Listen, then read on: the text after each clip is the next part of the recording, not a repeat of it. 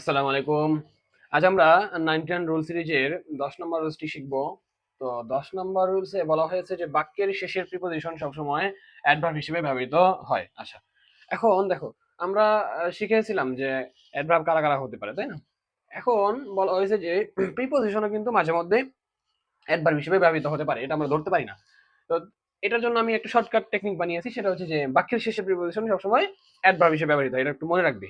আচ্ছা, এখন ধরো আমি কয়েকটা উদাহরণ দিলাম। আচ্ছা, এখানে একটু দাগ দিতে হবে। আচ্ছা, আমি কয়েকটা উদাহরণ দিয়েছি। দেখো যে কি বলা হয়েছে প্রথম উদাহরণে, যে হি ওয়েন্ট আপ।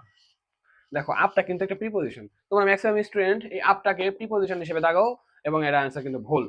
আপ কখনো, অবশ্যই আপ প্রিপোজিশন, আমরা জন্মগতভাবে অবশ্যই আপটা প্রিপোজিশন, কিন্তু এটা হচ্ছে যে বাক্যের শেষে হওয়াতে এখন হয়ে গেছে এটা, আপটা হয়ে গেছে এখন কি, অ্যাডভার্ব। আচ্ছা, এরপরে বলা হয়েছে হি কেম ইন। আচ্ছা, তার মানে কি, ইনটা আমরা জানি জন্মগতভাবে প্রিপোজিশন, কিন্তু যেহেতু এটা বাক্যের শেষে, তার মানে এটা কি, অ্যাডভার্ব। আর দ্য সান ওয়েন্ট ডন, ডনটা কি, এটা প্রিপোজিশন, বাট শেষে হতে এটা কি, একটা অ্যাডভার্ব হিসেবে ব্যবহৃত হয়েছে। এবং দ্য সান ওয়েন্ট ডন এই উদাহরণটা কিন্তু 38তম বিসিএস এ এসেছিল। হ্যাঁ, ভেরি ভেরি ইম্পর্টেন্ট, 38তম বিসিএস এর প্রশ্ন এটা। আচ্ছা, এখন কথা হচ্ছে যে এইগুলো ঠিক এভাবেই ধরো অন্যভাবে দেওয়া হলো এক্সাম্পল গুলো, তখন কিন্তু এরা অ্যাডভার্ব নাও হতে পারে।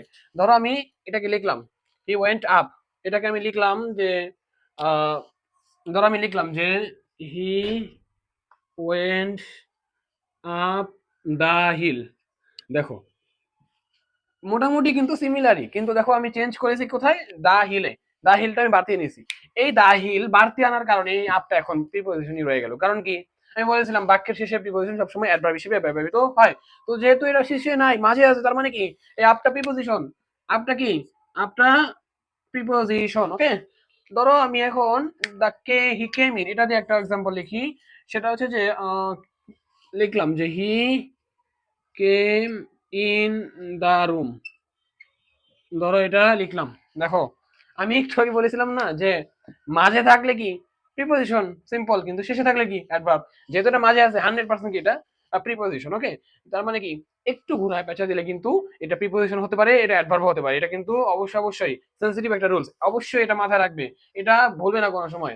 আশা করি আমি 10 নম্বর রুলসটি খুব সহজভাবে উপস্থাপন করতে পেরেছি। আমার চ্যানেলের ভিডিওগুলো যদি ধারাবাহিকভাবে পেতে চাও, অবশ্যই অবশ্যই চ্যানেলটিকে সাবস্ক্রাইব করে রাখবে।